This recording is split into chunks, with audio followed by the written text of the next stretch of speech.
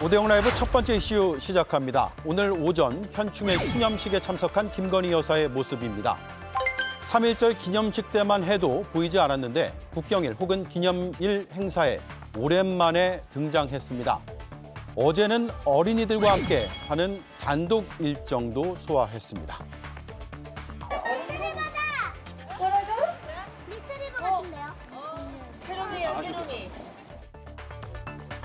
그제엔 아프리카 정상의 부인들과 친교 행사를 함께했습니다.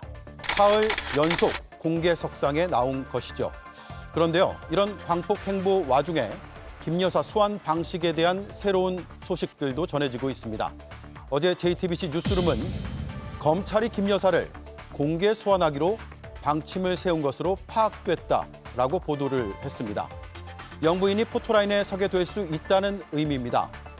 비공개로 소환을 하면 특혜 논란이 불거질 수 있다는 검찰 관계자의 발언도 함께 담았습니다. 이 보도가 나가자 검찰은 조사 방식, 시기 등에 대해서 현재까지 정해진 것이 없다고 알렸지만 저희 취재 결과 공개 소환 기류가 있는 것은 사실입니다. 오늘 첫 이슈의 키워드는 영부인과 포토라인입니다. 네, 오늘도 네 분의 해설위원이 함께 해주셨습니다. 먼저 김유정 전 민주당 의원, 김재원 전 국민의힘 최고위원, 김형현 조국혁신당 법률특보, 김용남 전 개혁신당 정책위 의장 나와주셨습니다. 안녕하세요. 네, 안녕하세요. 네, 휴일날 나오시느라 고생 많으셨습니다. 김 의원님, 네. JTBC의 공개 소환 관련된 보도 보셨나요? 네, 봤습니다. 근데 검찰에서는 뭐 곧바로 사실과 다르다 뭐 이런 식의 입장을 냈던데 뭐가 사실과 다르다는 건지 명확하게 잘 모르겠더라고요. 이를테면 비공개 소환인데 공개라고 했으니까 그게 다르다는 건지 아니면 소환 계획 자체가 애초에 없다는 건지 잘 모르겠는데 이제 검찰의 어떤 즉각적인 그런 반응을 봤을 때는 여론 간보게 하는 건가 소위 그런 생각도 들었고요. 예. 이원석 검찰총장이 뭐 예외도 성역도 특혜 없다 이렇게 얘기했던 것과는 조금 다른 결의 이야기라서 그러면 도대체 소환 조사를 할 거면 언제 할 거라는 건지 아직도 정해진 입장이 없다면은 지금 대선 후보 시절부터 취임 후 지금 집권 3년 차에 이르기까지 대통령 부인의 리스크는 현재 진행형인데 또 5개월간 명품백 또 사건 이후에 잠적해 있다가 또 설명 없이 나와서 지금 광폭 행보를 보이고 있는 이 상황에서 언제 소환을 해서 조사를 하겠다는 건지 어떤 검찰의 분명한 입장이 필요한 시점이라고 생각합니다. 검찰총장의 결기 어린 그런 개인적인 입장과 같은 그런 거 말고 실제로 수사를 해야 될 중앙지검에서 명확하게 입장을 좀 밝혀주고 또 사실과 다르다 이런 말로 조금 지나가려 하지 말고 서두르는 게 좋겠다라는 생각입니다. 예, 김재현 의원님. 네. 저희가 취재한 검찰 관계자는 비공개 소환을 하면 특혜 시비가 불거질 수 있다라고 했습니다. 그러면 뒤집어서 얘기하면 공개 소환하면 특혜 시비가 없습니까? 그런데 그 이미 조국 법무장관 시절에 형사사건 공보 규정이 있었고 또 형사사건 공개 금지 규정이라는 훈령이 발표가 되어서 그것이 지금 시행되고 있거든요. 예. 그래서 이런 경우에 지금 그 어느 누구라도 본인의 의사에 반해서 포토라인에 서서 공개 소환을 하는 것은 지금은 그게 불법적인 행위가 되었거든요.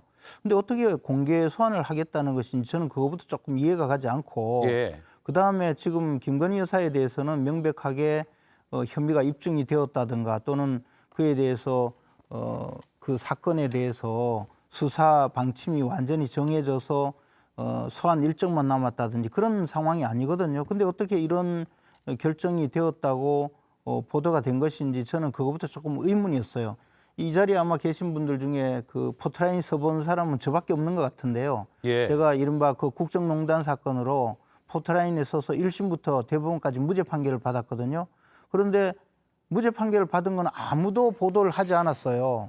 그래서 제가 왜 이거는 보도하지 않느냐고 항의를 해도 보도하지 않길래 검사들을 고소하겠다고 기자회견을 했더니 무죄 판결을 받았다고 보도를 해주더라고요. 물론 뭐 검사들 고소하지는 않았는데 무슨 이야기냐 하면 이렇게 개인에게는 이 수사를 받고 재판을 받는 일이 어마어마하게 인권에 기본권에 대한 침해가 되는데 그것을 그냥 수사기관 마음대로 포토라인에 세우고 공개 소환하는 것이 과연 적절한가에 대한 그런 생각도 해봐야 되거든요. 예. 그래서 조국 법무장관 시절에 그런 훈령을 발표하고 제정하고는 자신도 비공개 소환을 했잖아요. 그래서 이제 그런 여러 가지 상황에서 지금은 공개 소환을 하면 형평성에 맞다든가 공개 소환을 해야 특혜 시비가 없다든가 하는 시대가 아니라는 것, 저는 그 점을 네. 좀 말씀드리고 자, 김용남 의원님. 예. 그런데 지금도 검찰청에 소환될 때 포토라인에 서서 자신들의 발언을 하는 피의자 혹은 참고인들이 꽤 있잖아요. 그건 본인들이 원해서 그런 건가요?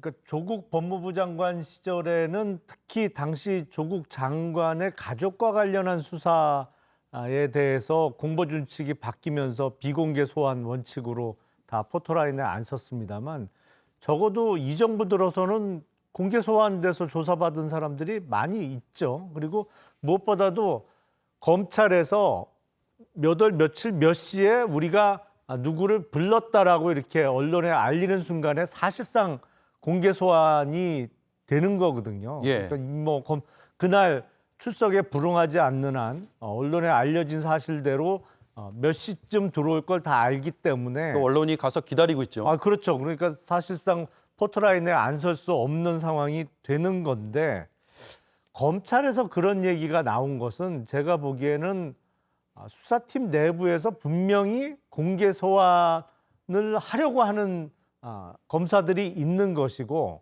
공개 소환이 갖는 의미는 사실은 공개 소환 조사를 하면 국민들이 더욱 관심을 갖게 되는 것은 수사 결과에 대한 관심이 높아질 수밖에 없거든요. 그래서 분명히 수사 의지를 갖고 있는 검사들은 있어 보입니다. 이 네. 수사팀에 있어서. 네. 조국 전 법무부 장관 시절에 공보 준칙이 바뀌었다라고 아까 말씀하셨는데 어떤 것에서 어떤 것으로 바뀐 겁니까? 그 전에는 이제 검찰이 사건 수사를 하면서 제한 없이 검찰의 의지에 따라서 공개적으로 피의 사실을 흘리기도 하고 그다음에 그 소환 일자도 공개를 해서 포토라인에 세웠습니다. 예.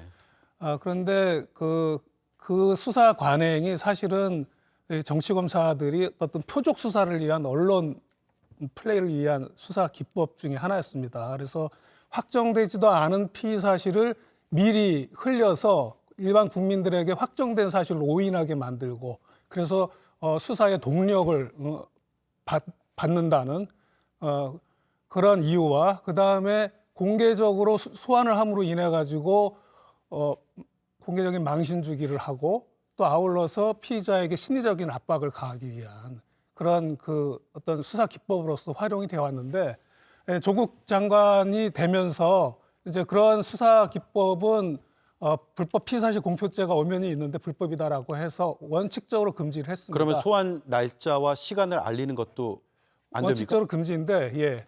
그런데 우리 헌법상 피의자의 인권만 중요한 게 아니라 국민의 알 권리라는 가치도 있거든요. 그래서 이 국민의 알 권리와 피의자의 인권과 적정한 조화를 마련하기 위해서 예외적으로 공개할 수 있는 사건을 정해놨습니다. 예. 그 대표적인 것이 사회적 이목을 끄는 사건으로서 국민에게 알릴 필요가 있는 사건을 정해놨습니다. 네.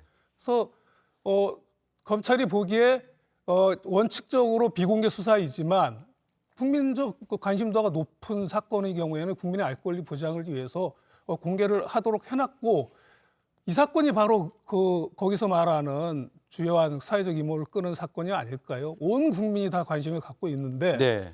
이러한 터에 만일에 이거를 비공개로 수사를 한다고 한다면 아마도 국민들이 많은 오해를 하지 않을까 싶습니다. 예. 근데 제 기억으로는 조국 법무부 장관 시절에 정경심 교수에 대한 소환 조사만큼 국민적 이목을 끌 사건이 없었던 것 같은데 제 기억으로는요. 예. 제 기억이 잘못됐나요? 네. 그보다 조국 법무장관이 더 사회적 이목을 끌었죠. 조국 사태라고 수만 명이 모여서 시위까지 했잖아요. 예. 그런데 자기는 비공개를 하도록 조치를 했거든요. 그리고 말씀하신 사회적 이목을 끄는 사건이라고 하는데 그것을 공적 인물이라고 해서 공적 인물의 경우에는 실명을 공개할 수 있도록 그 훈령에 규정하고 있어요.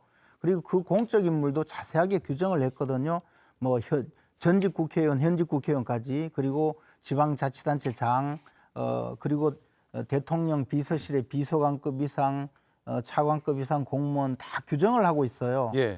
근데 제가 찾아봐서 대통령 영부인은 대상이 안 돼요. 대통령 영부인 대상 될까요, 안 될까요? 안 김 되는 의원님? 것 같아요. 거기 저 여기에 보니까 공적 인물에는 그게 없는 것 같아요. 아니 적시되지 제가 않다고 말하는 해서 것은 공적 인물, 아니, 저기 대통령 영부인이 공적 인물이 아니라는 말에도 전 동의할 수가 없고요. 첫 번째로는. 제가 지금 법 규정을 이야기하고 있거든요. 법 규정을 좀 보시고 이야기하시기 지금 다 바랍니다. 법률과 보고 규정이 말씀드리는 규정에 겁니다. 학권 관계인이 공적 인물인 경우는 공개할 수 있다고 했는데 공적 인물이 이게 제12조 제2항 제1호의 고위공직자 그다음에 2항의 정당 대표 3항 쭉 해가지고 있는데 제가 말씀드리는 것은 여기에 없다는 이야기를 네, 제가 자, 말씀드리는 김영현 것은 의원님. 법에 규정되지 않는 것을 그러면 마구 할 수가 있나요? 법은 그럼 왜 만들었습니까? 예. 조국 장관은 왜 만들었나요? 참고로 말씀드리면 그 지금 말씀하시는 것은 예규입니다. 법이 아닙니다. 일단은. 훈령이에요, 훈령. 법이 아닙니다. 훈령은 그냥 내부의 지침이지. 훈령을 지키지 않으면 검사 징계해야죠. 그게 맞잖아요. 내부적으로 징계를 하는 것이 아니, 뿐이다. 그러니까 검사가 그 이걸 하면 안 예규에서 되죠. 그거 규정해 놓은 것은 공적 인물들의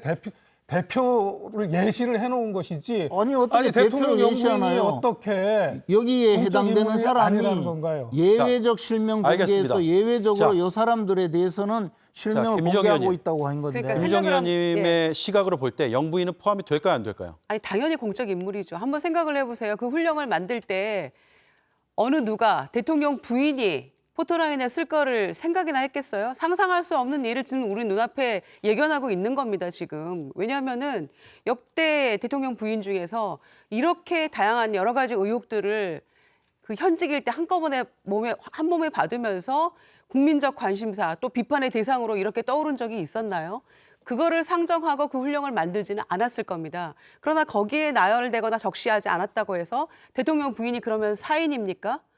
누가 봐도 공적 인물이죠. 지금 그 아프리카 정상 배우자들을 왜 만납니까? 사인으로 만나는 게 아니잖아요. 예. 대통령 부인이라는 어떤 공적인 인물로서 그 역할을 지금 하고 있다고 보도자료 내고 이렇게 하고 있는 거 아닙니까? 이 그러니까 당연히 이야기가 공적 당연히 인물이 공적 아니라는 인물이고 것이 아니고 국민 앞에 서야 되는 게 맞는 공적 인물에 거죠. 해당되는 사람을 규정을 했는데 거기에 포함되지 않았다고 이야기한 거고요. 네, 또 하나는 무슨 말씀인지 알 것 또 같습니다. 하나는 더한 것은 공적 인물이라고 하더라도 예외적으로 이러한 예를 들어 여러 가지 그 규정이 또 있어요. 그런 경우에 한해서 예를 들어 오보를 방지하기 위한 차원 뭐 이런 경우에 공개할 수 있다는 것이고 조국 전 법무장관만큼 공적 인물이 어디 있었습니까? 그러나 소환 일정을 발표하지 않아서 공개하지 않았거든요. 그래서 저의 이야기는 이 사안이 아무리 국민적 관심사가 있다 또 중요 인물이다 하더라도 명백하게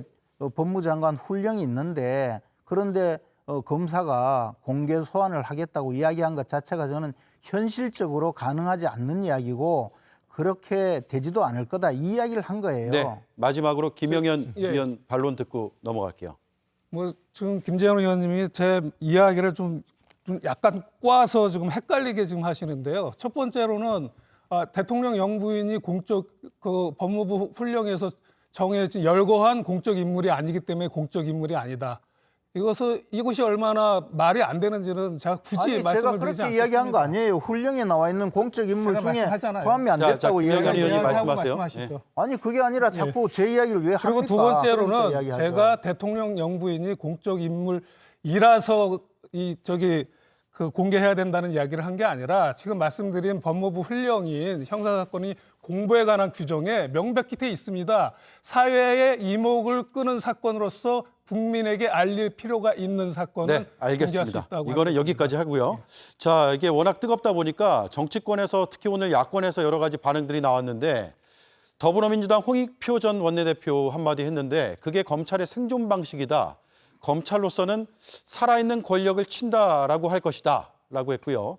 개혁신당의 이준석 의원은 검찰이 칼집에 칼을 넣었다 뺐다 하면서 여론 반응을 보는 것이다 이렇게 이야기를 했습니다. 그리고 이원석 검찰총장 어제도 이런 입장을 밝혔는데 잠시 들어보겠습니다.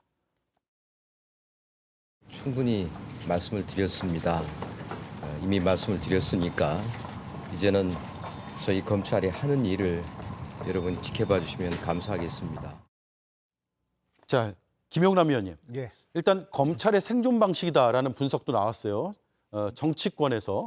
예. 그러니까 살아있는 권력을 수사해야만 검찰의 생존의 이유가 있다라는 얘기로 들리는데 동의하십니까? 글쎄 표현이 적절한지는 모르겠는데 그런 경우는 과거에도 많았거든요. 사실은 수사를 하다가 어떤 벽에 부딪힐 경우에 여론의 힘을 받기 위해서 이런 식으로 미리 좀 알려가면서 여론 형성을 하고 그거에 신받아서 더 수사를 밀고 나가는 그런 방식의 수사는 그전에도 많이 있었거든요. 그거를 검찰의 생존 방식이라고 표현할 수도 있을 것 같습니다. 근데 예.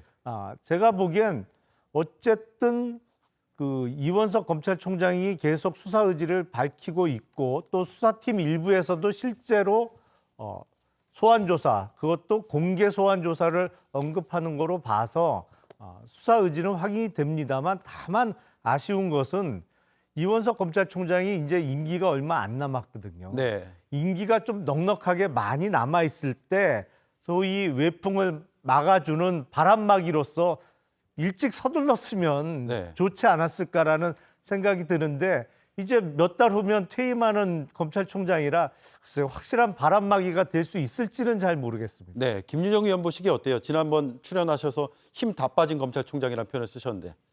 그러니까요. 그동안 뭐 했는지 사실은 검찰총장이 검사 출신 대통령과 그다음에 한동훈 법무부 장관 사이에서 존재감이 그동안 굉장히 없었죠. 그러다가 이제 임기 한 3, 4개월 남겨놓고 굉장한 의지를 막 이렇게 보이기 시작했는데 총선 이후에요. 네. 그래서 그 진정성이 과연 있는 것이냐라고 사람들은 굉장히 이제 의아한 시선으로 보고 있는 게 맞는 것 같고요. 두 번째는 주가 조작 사건 관련해서 왜 그러면은 그 사건을 종결을 하든지 기소를 하든지 왜 아무 조치를 취하지 않고 시간만 보내느냐라고 사람들이 얘기했을 때 총장은 수사 지휘권이 없다.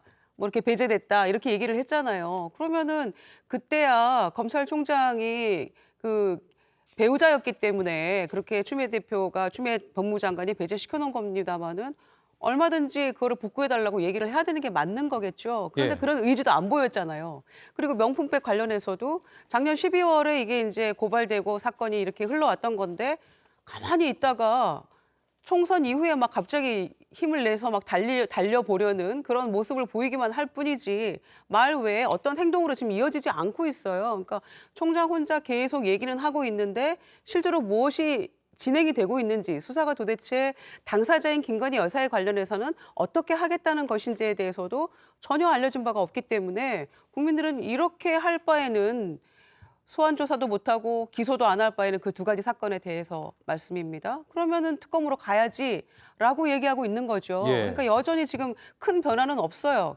검찰총장의 말뿐이지. 네. 저희는 그렇게 보고 있습니다. 김전 의원님, 이게 이제 소환 얘기도 나오고 이런데 아직 정해진 거는 없다라고 지금 검찰에서 얘기는 하지만 이를테면 이제 좀 더 진도가 나가서 소환을 해야 됩니다. 그러면 대통령실하고 검찰이 어떻게 이걸 소통해서 일정을 잡게 됩니까? 그런데 만약에 김건희 여사가 정말 조사를 받아야 될 상황이 된다면 변호인이 있겠죠. 예. 그러면 당연히 변호인하고 조율을 해야 되지 않겠습니까? 김건희 여사가 개인적으로 선임한 변호인하고요. 그렇겠죠. 그것을 변호인하고 협의를 한다든가 아니면 직접 사건 당사자인 김건희 여사하고 조율을 해야 되지 않겠습니까? 그것은 개인적인 문제이기 때문에 대통령실을 통한다든가 할 사안은 아니라고 봅니다. 예.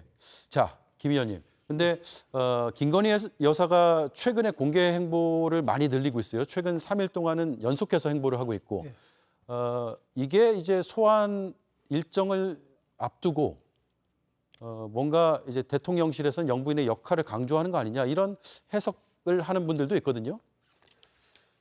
그렇게 해석을 할 수가 있는데 그걸 가지고 단정하기는 좀 어려울 것 같고요. 다만 그런 행보를 보이기 시작한 것이 본격적으로 보이기 시작한 것이 검찰 인사 이후 특히 서울중앙지검장이 송경호 검사장에서 이창수 검사장으로 바뀐 이후라는 점을 생각을 해보면 그런 추측이 영 합리성이 없는 추측은 아닌 것 같습니다. 네, 알겠습니다. 첫 번째 이슈를 여기까지 정리를 하고 다음 이슈로 넘어가겠습니다.